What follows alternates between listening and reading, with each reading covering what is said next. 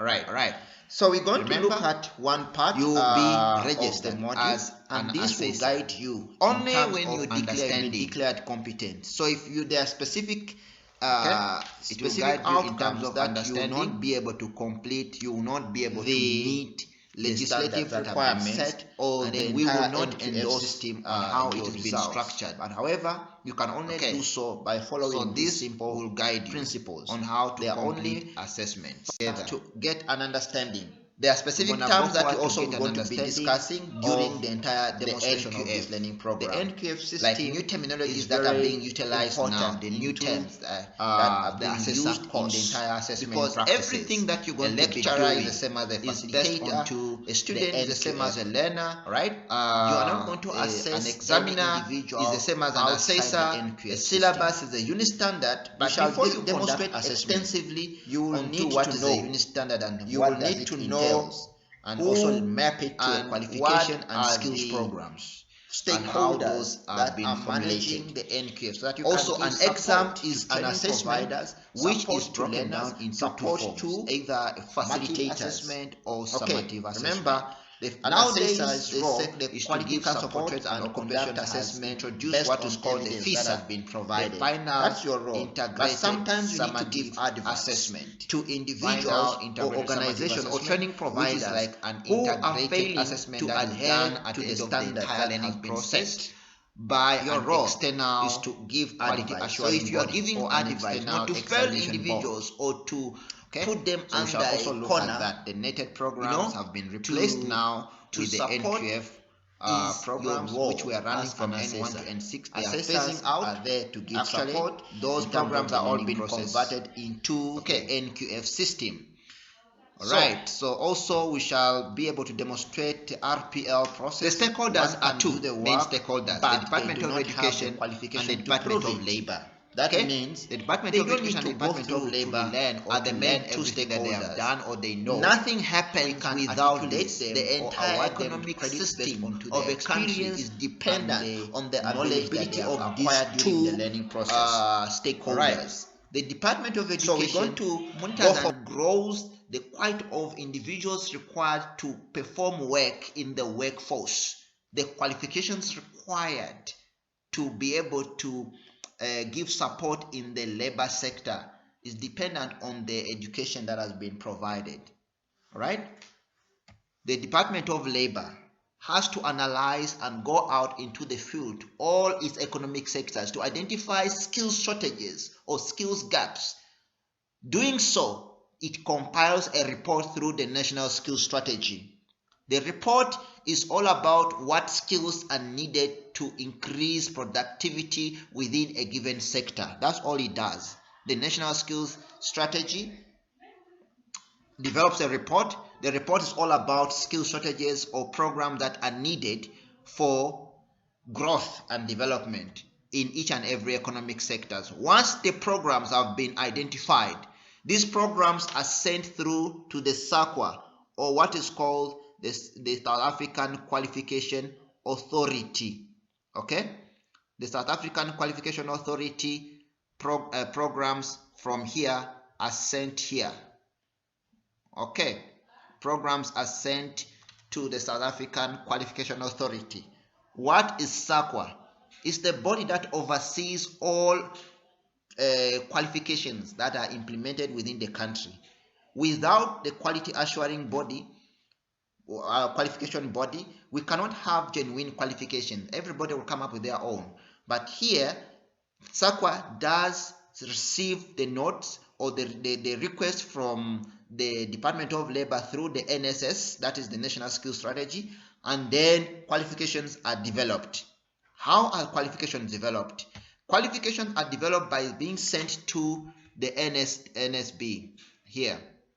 Within SAQA, there's what we call NSB, the National Standard Bodies.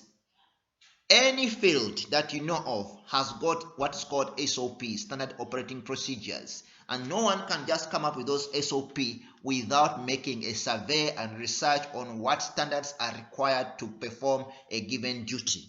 Okay, if you're going to become an engineer, there's SOPs that are needed for one to become an engineer, either in operations or in factory or in whatever field. Could be an engineer, can be generic, but can be also specific in a given industry, either mechanical engineering or civil engineering or manufacturing engineering. So it depends on which sector do they fall under which category. Then SOPs are developed. These are national standards, the key national performance procedures that are needed for a given task to be performed perfectly. Right? Like a doctor, they subscribe to specific standards and norms that they need to operate in this way. A nurse has got specific standards that they need to operate under. A pilot needs to operate under a specific standard. An educator, the same applies. All these professions that we know of, they have to follow a specific standard. These standards are developed by the national bodies. Now, this is not only one body. There are so many bodies here.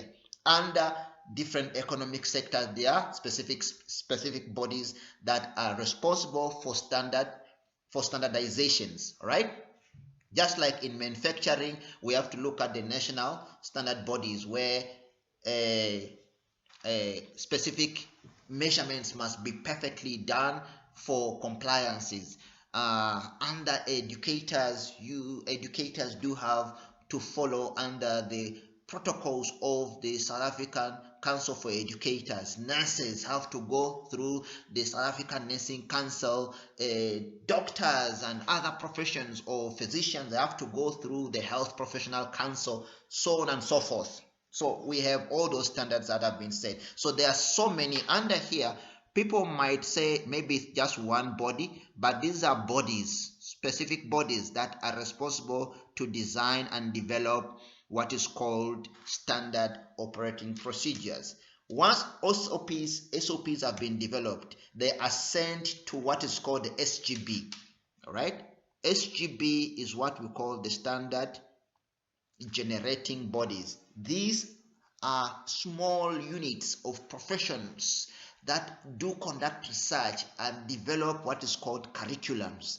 The curriculum required for one to get specific knowledge that they're going to use to implement or to perform a specific duty or function. Right? So these are done by the SGBs, the standard operating bodies. In every economic sector, there are specific SGBs that have been developed, set, and then their role is to design curriculum documents. Once the curriculum documents have been developed, they are sent back for implementation. They are sent back here to NSA, the National Skills Authority, to endorse and look at and publish and gazette it and make them available for public comments, that the program has been developed under this criteria and now it needs to be implemented. So it's the NSA that will approach the Department of Education to gather funding if needs to be skill development given to individuals, right? Without funding, this cannot be implemented. So the Department of Education will draw money through Treasury, through the budget. Normally, we know how it works. The budget is issued and then money is made available for skill development. That's where we will see here under skills, the sectors of education and training will be given based on the availability of the funds and then the interest in growing their economic sectors. What is SETAs and how do SETAs come into our learning program?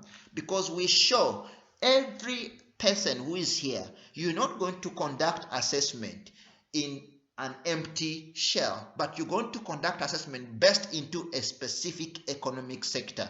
You might be an accountant, you might be a banker, you might be an educator, you might be a health practitioner, you might be a miner, you might be in construction, you might be in transport. In any sector that you fall under, there is a sector of education and training authority that is responsible to grow skills within that sector so that the sector can perform better. Remember, if you have got a skills a sector that doesn't have specific skills available, that sector will be lacking. That's why we see that some sectors are circulated with so many skilled individuals and others are lacking behind. When you go to chemical industry, you find that we have few chemical engineers, but when you go into program or sectors like services sector, under the services sector, people have graduated with BComs, with businesses, with all this kind of stuff, and this market is circulated, right? So the sectors always come up with ways on how to increase, productivity within a given sector by producing qualifications or programs that will enhance individuals to learn and then be employable within their sector, ultimately growing the sector. Okay, that's where the sitters come in. Now, your role as an assessor is that once you understand the part of sitters where they come in, then you'll be able to practice within the sector that you are much more perfectly trained in. You cannot train or you cannot assess any area out of your scope or out of your sitter. You must only train or you must only assess programs that are within your subject matter expertise. In other words, if you are a plumber, you are not going to do training into electrical. You're only going to focus on plumbing. It means you're going to fall under the water and energy sector that is responsible for plumbing. Whatever you're going to be doing is plumbing, is water related. So means you are going to register yourself with the energy and water sitter as a constituent assessor. Or you may find that this program cut across to construction. You can also register as an assessor in construction, because in construction you'll find plumbing. You get what I'm saying? So that's how we link qualifications of what we have obtained against to the sectors where we want to operate as assessors. Without a sector, you cannot be an assessor. So whatever you're going to become after this learning program, you must have a specific sector where you fall under, where you are able to practice. A lot of people just come and say, I want to do assessor course, and once they complete assessor course, then they sit with the qualification, they cannot move forward. They didn't understand the reasons behind doing assessor course. What is the aim? Your aim is to add support into your sector and increase productivity by assessing more individuals to become competent, that they can add value into that economic sector. To grow as an individual, it means you must grow others, right? You cannot grow yourself. You have to grow others, then ultimately growth will come to you as an individual. So that's what we always teach individuals in terms of the NQF, that the system leads you to grow a given sector by you yourself getting involved in conducting assessment. Because remember, when you assess individuals, it means they have been trained. You cannot assess someone that has not been trained. Before you conduct assessment, you'll have to evaluate who has been trained, by who, and why, and under which program have they been trained, and what are the outcomes. The outcomes will be the evidence that you gather.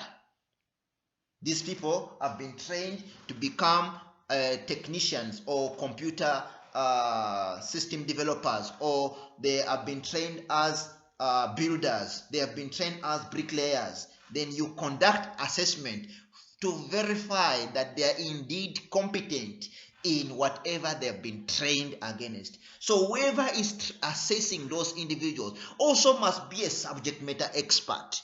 In other words, you must be trained, you must be already having qualifications to assess individuals. This, what we give you, is a guideline on how you must do it. But at the back of our mind, we are very much sure that for you to register here, you must be a subject matter expert in your field. You must have qualified somewhere, somehow. You must have a certificate or a qualification that qualifies you to be a subject matter expert, that you can now assess others based on your experience and your knowledge. Are we together? Do we understand each other? Thank you. So now that makes That makes it very much important, because most of training providers, assessors, moderators, they just do the course for the sake of doing the course, and that's why they end up doing nothing after completion. You sit with the course because the intention, you didn't understand the intention of the assessment course. You didn't understand. So once you understand the reason behind an assessment course, you find that the doors are open. There's a lot of work that needs to be done in terms of assessment. Helping individuals to reach their targets is all about assessment. Now we're going to move forward. What happens next? Once the sitters have obtained the funding available and the programs have been allocated to each and every sector where they belong, now this program needs to be implemented. For implementation, it means they can now source grants or funds directly from the training providers or from employers. Now, this is very interesting. We have listed that now this comes in here. SARS comes into play. The South African Revenue Services. Why South African Revenue Services come into play? This is very important. South African Revenue Services come into play simply because it is the custodian of revenue collection. Are we together? It collects revenue. From where? From economic sectors. You cannot pay your taxes, without outlining where is your economic source, or where do you get the money from, the source of income. You must show us the source of income. For those of you who are filing on e-filing, you know very much for sure you need to select a sector code, isn't it? You need to select a sector code where the money being obtained from. The source of income is from where? Payment from an employee, under which sector? And payment from the employer, under which sector? You get what I'm saying? There must be an economic sector where you draw funds from. Under which sector do you find yourself under? We call it the SIC code. SIC code. Okay? The SIC. I don't know whether you know this. The SIC is called the Sector Identification Code. Sector Identification Code. The SIC code allocates you and puts you under a specific sector. And once a specific sector has been allocated to you, it means it is under a specific sitter. Do you get what I'm saying? So it means every individual in your operation, whether you are a multitude of knowledge and skills elsewhere, it means there are specific sectors where you draw your funds or your income from, and those income that you draw on must be recorded onto SARS as income. That's why you compile your tax returns and submit your tax returns. Now, what the SARS does, employers are eligible who have got specific number of employees must pay a specific amount of money through what is called the levies.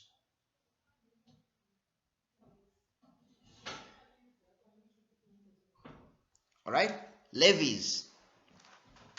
You pay a specific amount of money. That is 1.5. Now it's 1.5. Before it was how much? It was 1%, but now it's 1.5% of the annual gross income that has been collected. Must be paid through SARS as levies. Levies are for skill development. This money is the one that is collected across and sent to the sectors for implementation of learning programs. Now, this is what is interesting. Why are you learning about this? Why? What is the implication? Why is it so much important for us to know the sectors and the levies and all this? It's your role as an assessor. Let me tell you, it's your role as an assessor to advise sectors in terms of where skills are most needed.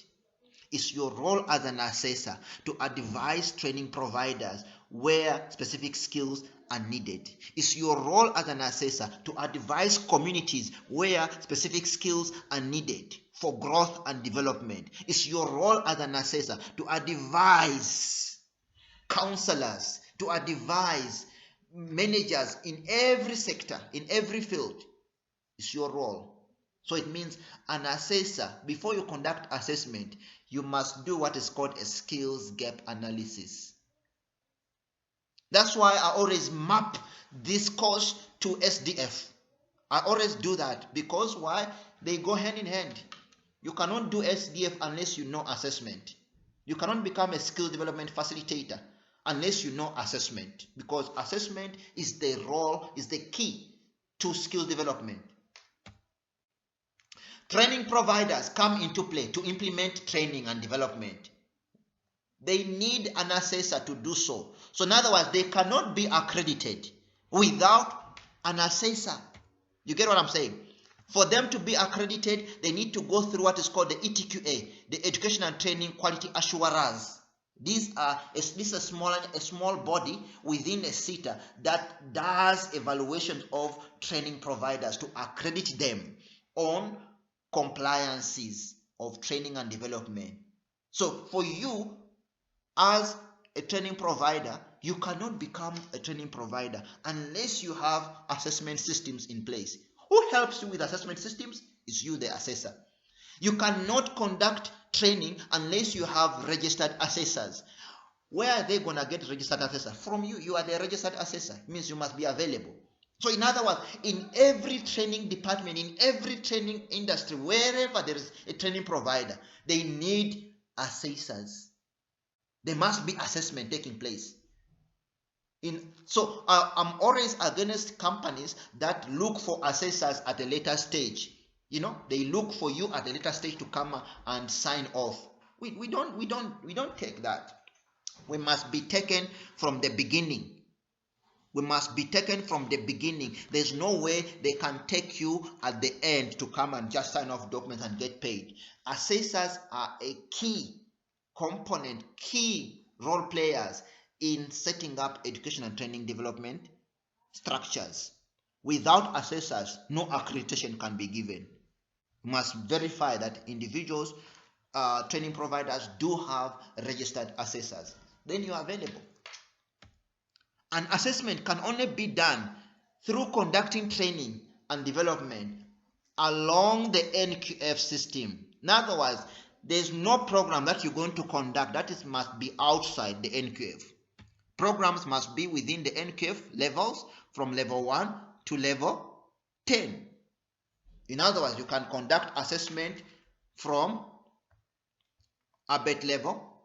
In other words, that ABET is Adult Basic Education and Training. Sometimes we call it AET or Adult Education and Training. Through the quality councils, through the quality councils, you can also train educators in schools, normal schools here. You can train educators in normal schools, principals, educators, deputy principals. It's your role to assist them into the academics in terms of filing, in terms of moderation, in terms of generating academic scripts or papers. They are struggling out there. The CAP system doesn't help that much. They are struggling. It's your role as an assessor to guide them on how to put up structures, because we in assessment, we show or we learn on how structured questions and assessments must be done, how one must structure an assessment instrument. We must be able to guide them. And then under the GETC level, that is under the Quality Council for Trades and Occupation, the QCTO, you are also there. You are also there, the Quality Council. You are also there as an assessor. That's why we say once you complete this course, you must also register with the QCTO as a constituent assessor. Okay? You can go forward to do programs that are under FET, that is Further Education and Training Band. These are done by Umalusi, is the Quality Council. Umalusi is the Quality Council. So you must go and register yourself as well. Or you can go forward and register yourself for programs that are under NQF level 5 to 10 under the Council on Higher Education. Alright? Under the Council on Higher Education. That is Council on Higher Education. You can do that. So you can see at every level, from technical to from primary to secondary to TVET or technicals to universities or whatever field, an assessor does feature, because in every field here there is assessment, there is design and development, there is assessment instruments, there is assessment support, there is assessment policies, there is, that's the role of an assessor. So in other words, you are a key component in the implementation of the NQF. Without you, the NQF cannot exist. Are we together?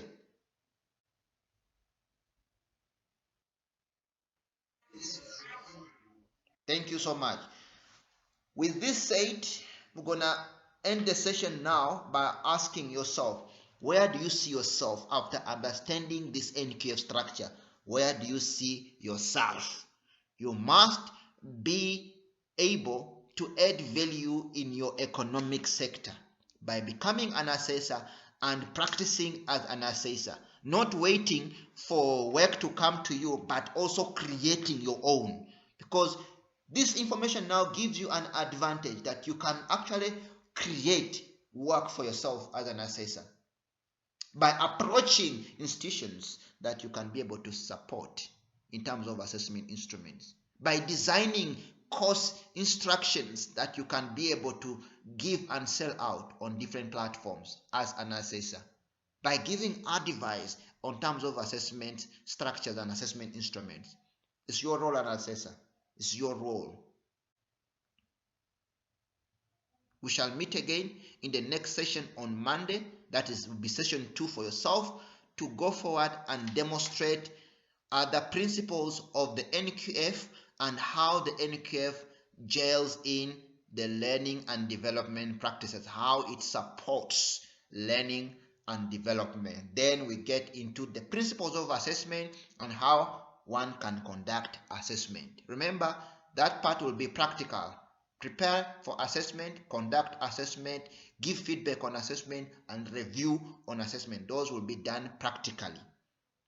Thank you, and enjoy the rest of your day.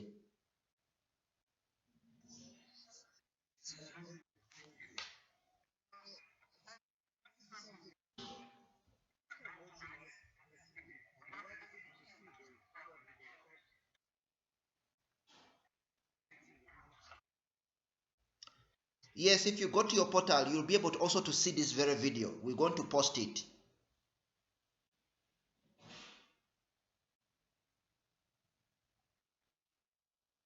Okay. On We have tomorrow night, but if you are able to attend tomorrow night, it's perfect.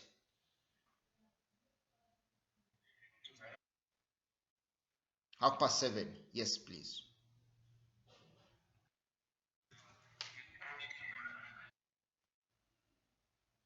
Thank you so much, and enjoy the rest of your day. We meet again on Monday. For those of you who are continuing on the Monday session, for those of you who are doing evening sessions, we have a class tomorrow, Sunday, the 18th. We have a class 18th Sunday, half past 7 to half past